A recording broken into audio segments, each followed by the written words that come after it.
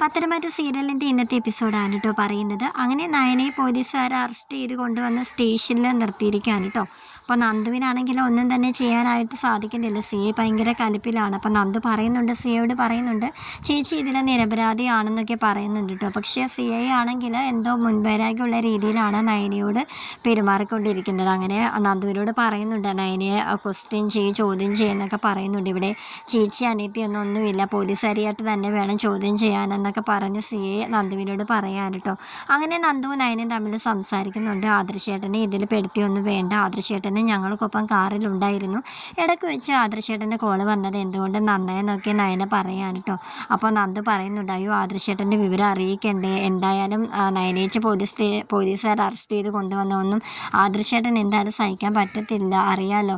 അതുകൊണ്ട് തന്നെ ആദർശേട്ടൻ ഇതിന് സമ്മതിക്കുമെന്ന് എനിക്ക് തോന്നുന്നില്ല. നീ എങ്ങനെയെങ്കിലും കാര്യങ്ങൾ പറഞ്ഞ് സമ്മതിപ്പിച്ചാലേ നടക്കത്തുള്ളൂ. ഞാനൊരു സ്ത്രീയല്ല, അതുപോലെ ഞാനിപ്പോൾ ഗർഭിണിയും കൂടെ ആയിരിക്കുന്ന സ്ഥിതിക്ക് എനിക്ക് പെട്ടെന്ന് ജാമ്യം കിട്ടാനായിട്ട് ചാൻസ് ഉണ്ടെന്നൊക്കെ നയന പറയാൻ കേട്ടോ. അപ്പോഴും നന്ദു പറയുന്നുണ്ട്, എനിക്കങ്ങനെ തോന്നുന്നില്ല ചേച്ചി, ആ അയാളൊരു മുരടനാണ്, അയാൾ ഭയങ്കര കലിപ്പായിട്ടിരിക്കുകയാണ്, എനിക്ക് തോന്നുന്നില്ല സ്റ്റേഷൻ ജാമ്യം അയാൾ അനുവദിക്കുമെന്ന് എനിക്ക് തോന്നുന്നില്ല എന്നൊക്കെ ഇങ്ങനെ നന്ദു പറയാൻ കേട്ടോ. അങ്ങനെ നന്ദു എന്ത് ചെയ്യണമെന്നിങ്ങനെ ആലോചിച്ച് കൺഫ്യൂഷൻ അടിച്ച് ഇങ്ങനെ ഇരിക്കാൻ കേട്ടോ. അങ്ങനെ നന്ദു ഫോൺ ചെയ്ത നവീനെ വിളിച്ചു വരുത്തുകയാണ്. അങ്ങനെ നവീനും നന്ദുവും കൂടി നയനയുടെ കേസിനെ പറ്റി സംസാരിക്കുന്നുണ്ട്. അപ്പോൾ ഇന്ന പോലെയൊക്കെ കാര്യം എന്നൊക്കെ നന്ദു എല്ലാ ഡീറ്റെയിൽസും പറഞ്ഞു കൊടുക്കുകയാണ് കേട്ടോ. അങ്ങനെ ഞാനൊന്ന് സിയെ പോയി ഒന്ന് കാണട്ടെ എന്നും പറഞ്ഞ് നവീൻ ചെന്ന് അയാളുമായിട്ട് സംസാരിക്കുന്നുണ്ട്. പക്ഷേ അയാളാണെങ്കിൽ അമ്പിനും വില്ലിനും ഒന്നും അടുക്കുന്നില്ല. അപ്പോൾ നവീനാണെങ്കിൽ ചോദിക്കുന്നുണ്ട്, ഡയറക്റ്റ് മുഖത്ത് നോക്കി തന്നെ ചോദിക്കുന്നുണ്ട്, സാറിന് ഇതിൻ്റെ പേരിൽ നല്ല കൈമടക്ക് കിട്ടിയല്ലേ എന്നിങ്ങനെ ചോദിക്കുന്നുണ്ട് കേട്ടോ. താൻ എന്തോ ഈ പറയുന്നത്, താൻ വക്കീലിൻ്റെ കാര്യം വക്കീലിൻ്റെ പണി ചെയ്താൽ മതി എന്നൊക്കെ പറഞ്ഞിട്ട് നവീൻ്റെ നേരെ ഇങ്ങനെ ചൂടായിക്കൊണ്ടിരിക്കുകയാണ് കേട്ടോ.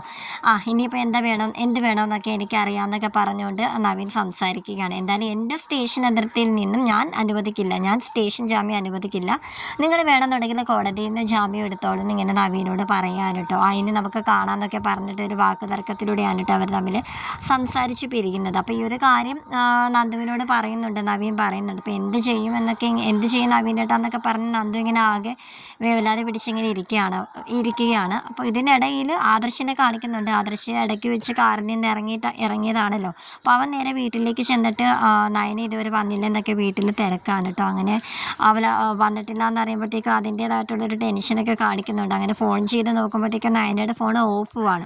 അപ്പോൾ നന്ദു ആണെങ്കിൽ ആദർശേട്ടനോട് ഇതിനെപ്പറ്റി എന്ത് പറയുന്നൊക്കെ ആകെ ടെൻഷൻ അടിച്ച് നന്ദു ഇരിക്കുന്നു. അങ്ങനെയൊക്കെയാണ് കേട്ടോ കാണിക്കുന്നത്.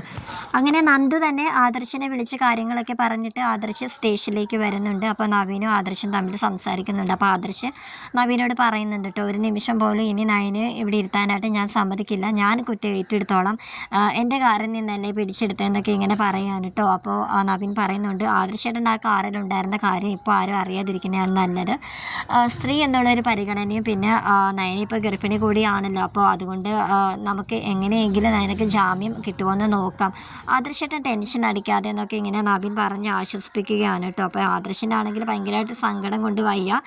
അങ്ങനെ നവീൻ പറഞ്ഞ് കൺവിൻസ് ചെയ്യുകയാണ് കേട്ടോ ആദർശിനെ.